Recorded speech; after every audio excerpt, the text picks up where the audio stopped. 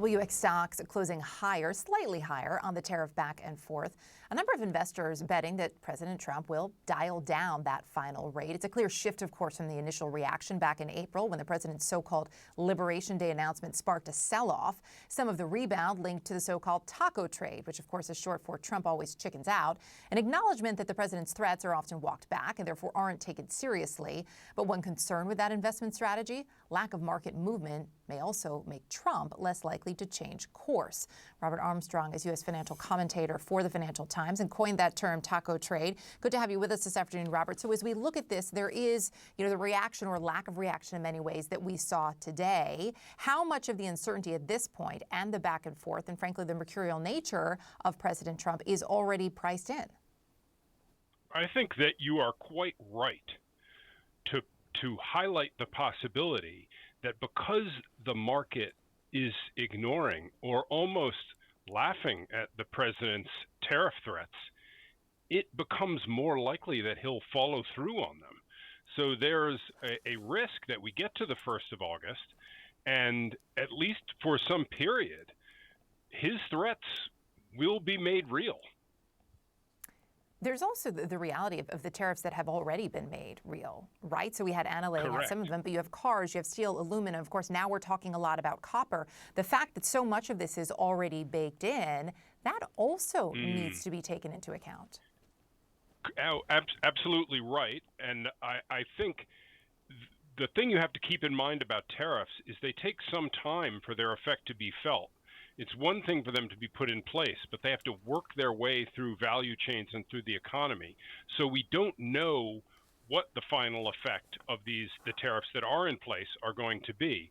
So we're in a bit of a strange in-between period where the tariffs you mentioned have been put on, but they haven't yet been felt.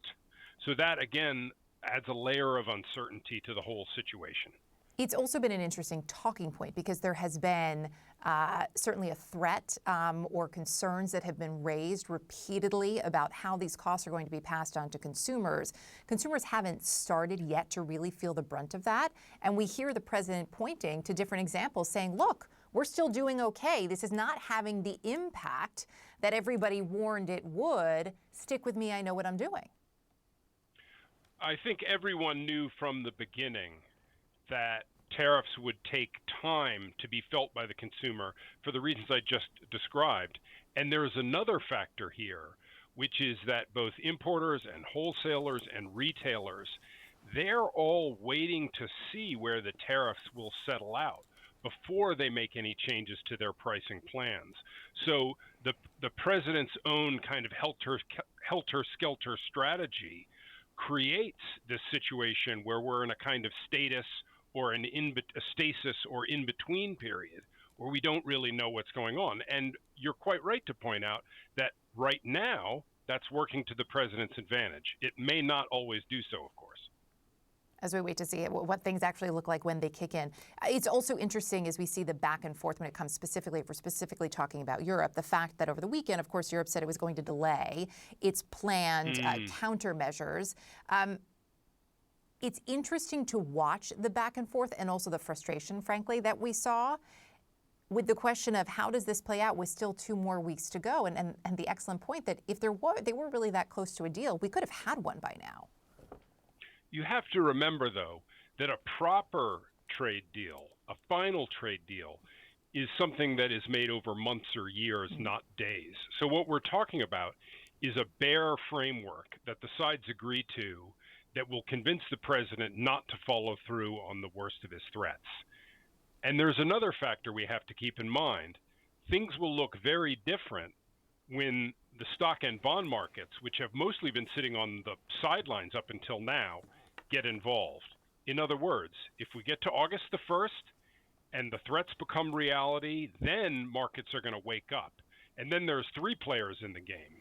There's America, there's Europe, and then there's the stock and bond markets. And it's the interplay between those 3 that will determine the final outcome, not just the discussion between the 2 nations or nation states, as it were.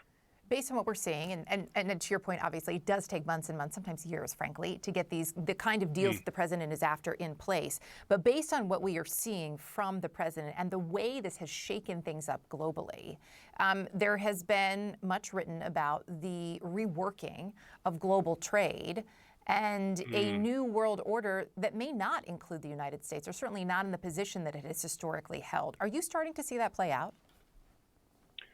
I don't think we're there yet.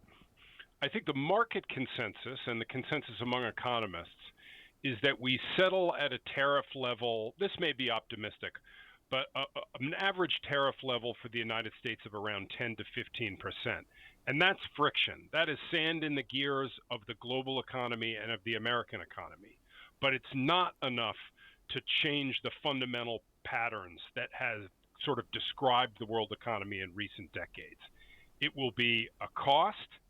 It will cause some adjustments around the edges, but the world economy works the way it does for reasons that are hard to change and that are bigger than the economic policies of any one administration. Robert Armstrong, great to talk to you today. Thank you. Pleasure being here.